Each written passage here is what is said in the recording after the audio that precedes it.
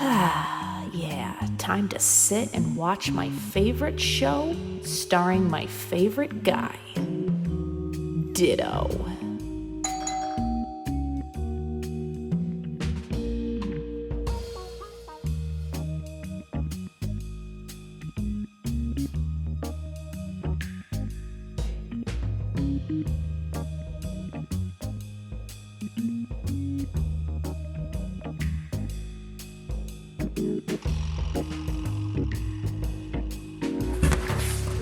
Wax?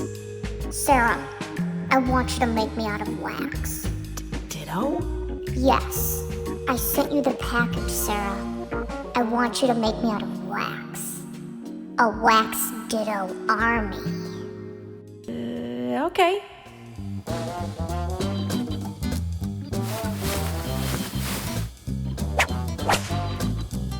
So let's make a candle.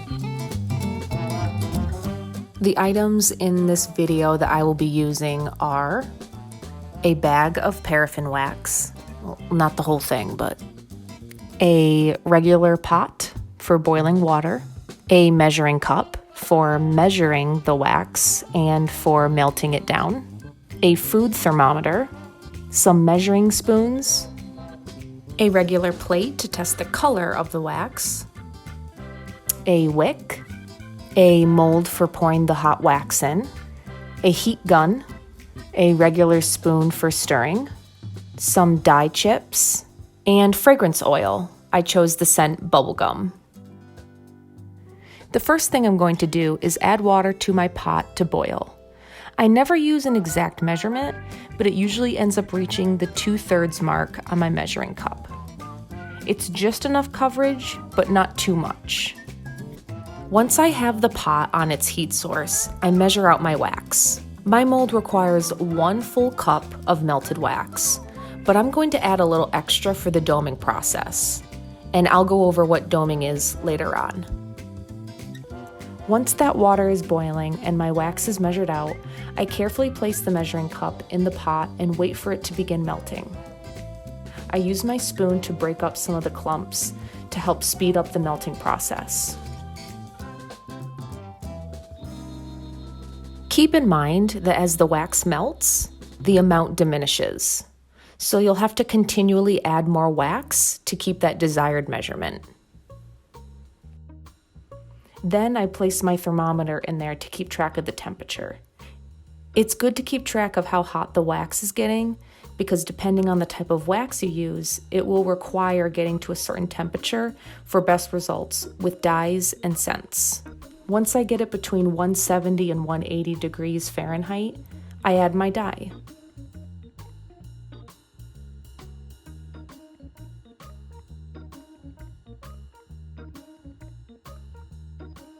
This is where the plate comes in handy, because I will be testing wax droplets on it to kind of get an idea where my color is at. Keep in mind that your droplets will need to be far less opaque than you think if you want a lighter pastel look, because when the wax is all combined, it's way more intense. If you've accidentally added more color than you want, no worries. Just add some more wax and the color should dilute. All right, so my color looks good to go. Now it's time to add my 1/4 teaspoon of fragrance. To be honest, I almost didn't add fragrance to this because the measuring process seemed pretty confusing and required a lot of math. So I just went ahead and winged it, which I don't really recommend to anyone if scent is a large component of your candle and your main intention is to burn it. Mine is more for decoration, so I was fine with having a more subtle scent to it. Before I'm ready to pour my wax, I give my mold a good clean. It's always a good idea to remove any leftover wax that could be stuck in there that could affect the outcome of your candle. Now it's time to pour my wax into the mold. But before I do, I'm going to warm up the mold with this heat gun. I do this because when hot wax is poured in it, it allows it to cool at a slower pace, which gives the air bubbles more time to reach the surface and pop. Next, I'm going to grab my wick and feed it through the hole in my mold. I cut the bottom metal piece off because it's not necessary to hold my wick in place with the type of mold I'm using.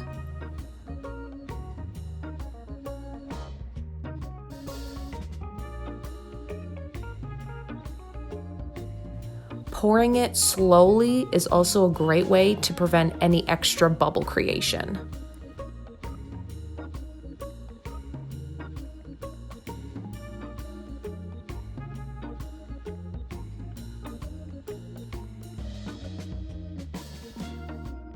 Make sure to place it in an excluded area where it won't get bumped. If you have a complex mold like I do, remove your candle very carefully.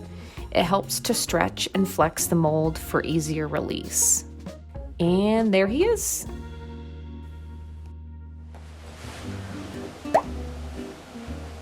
Hello. This was something that I've always wanted to make. It's such a weird thing to say, like, I have always loved candles. But in all seriousness, wax has been something that I've always really enjoyed, and I've always kind of wanted to try to work with it. Quarantining has kind of brought up that opportunity, like, why the heck not? Let's do this. I wanted to share my minuscule amount of knowledge that I kind of gained through this whole process. The first types of wax that I came across was soy and palm. And soy really intrigued me because I loved that it was all natural and that it burned clean. I bought some soy and I made the mold. Oh God. That's a whole other story. So I ordered my soy wax. I poured that in the mold, waited the allotted time till that cured for soy wax, and then I pulled him out. It was not good. So this guy right here, this handsome man, he is a soy candle. As you can see, he's very buttery, and he's not shiny. He's very dull in color. He's a very soft pink. And may I remind you that I use the same dye for all of these candles, same dye. He just did not turn out good. He's very buttery to the touch, and that immediately concerned me, just with like mailing and like, ooh, like, is this gonna turn into a puddle of wax on someone's desk? Like if he was in direct sun. If you're like gun-ho on soy, I'm sure there's a way to make it work. There's different soy blends so that you can still have that natural ingredient and get that firmness. So that's this guy. I was researching more about palm. Palm is also a natural wax. My mistake with the palm wax was that I knew going in that it creates like this crystallization effect. If you want that crystallization effect, you want it to cure the slowest as possible. By keeping it warm, it's gonna cure at a slower pace, and that gives the crystals time to really form. So my goofy little brain was like, well, if I don't want the crystals, I'll just do the opposite. So I'm going to keep it cold. I'm gonna try to make it cure at the fastest amount of time. I'll put it in the fridge. I'll put it in ice, whatever. It did kind of work. Here's our palm boy. As you can hear, he's very hard. Look at the color difference. Same dye, I promise you. But when I turn him around, when you look at the back, he has all these like part crystallizations. And when you especially look on the bottom, he's very like, the crystals are trying to form. It wasn't that smooth. Like it was almost there, but it wasn't perfectly smooth. And I did do mixes, I did do blends, I did do soy, and palm. And it just came out not good.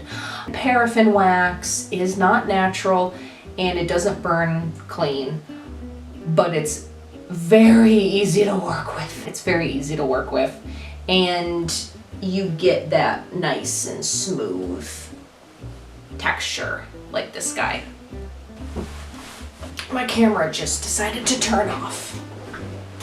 I love it when it does that. Keeps me on my toes. So I purchased my paraffin wax.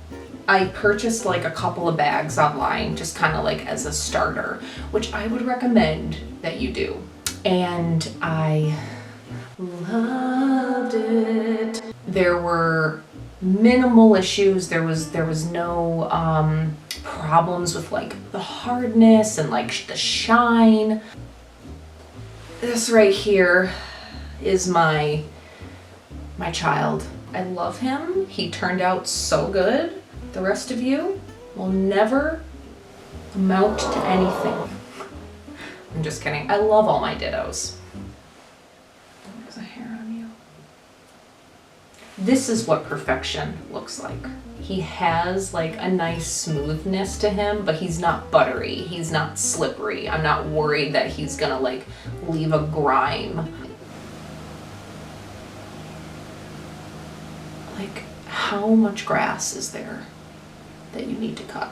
There are some issues that paraffin has.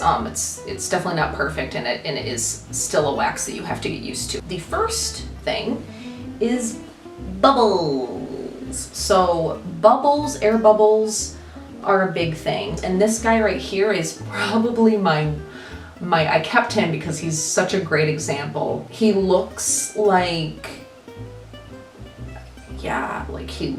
it looks like a bunch of like city lights. Like he looks like a frickin' freeway from an aerial view. Like he's just, when I poured the wax in, the air did not have enough time to reach the surface and pop. And that's just something that I had to learn with pouring the wax at a hotter temperature rather than at a cooler temperature. When you pour your wax at a hotter temperature, you're going to have a better outcome with bubbles. But the con with that, there's always a con. You're gonna get sinkage. You're gonna get sinkholes. Editing Sarah here. So I just wanted to quickly correct what I'm saying. I keep using the term sinkholes, and while that does exist and it is a problem that you can have when you're making a candle, what I'm actually talking about is dipping. And that's just when the center of your candle kind of dips down and it doesn't stay completely flat. So that's what I'm talking about. Sinkholes are a different thing. It's caused by the same thing, which is just the candle cooling unevenly. But it is different, and there's different methods to fix those things. So I am meaning to say candle dipping. Okay. And that's why I poured a little bit extra, so that when my candle is done and it has that little sinkhole there, I just heat up that remaining wax and I pour it on top. And I kind of level it out, and then you're good to go. This guy I did it with, this guy, like all of these guys, I had to just dome them. And that to me is fine. I would rather deal with sinkage than bubbles. Bubbles are kind of just, there's really no fixing it. So this guy, I would have to melt. I would just melt him down again and try again. It's been a frustrating but rewarding. Like, I'm really glad I stuck it out. And I have these fun little guys. Once you figure it out, they're gonna be popping those candles out left and right.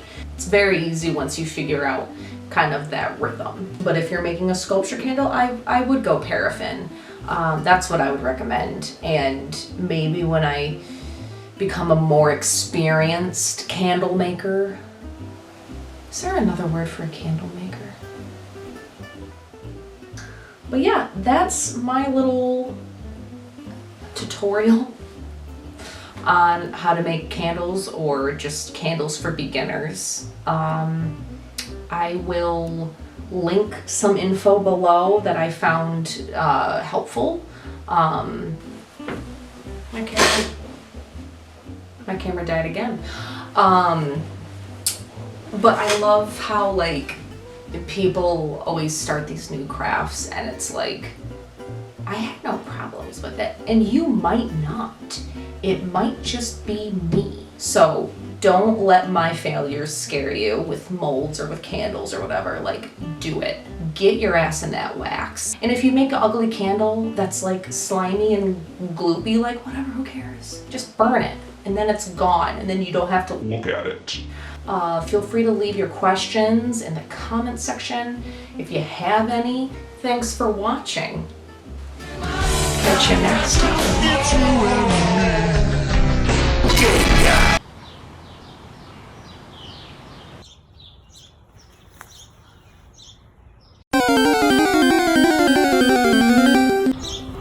You son of a bitch.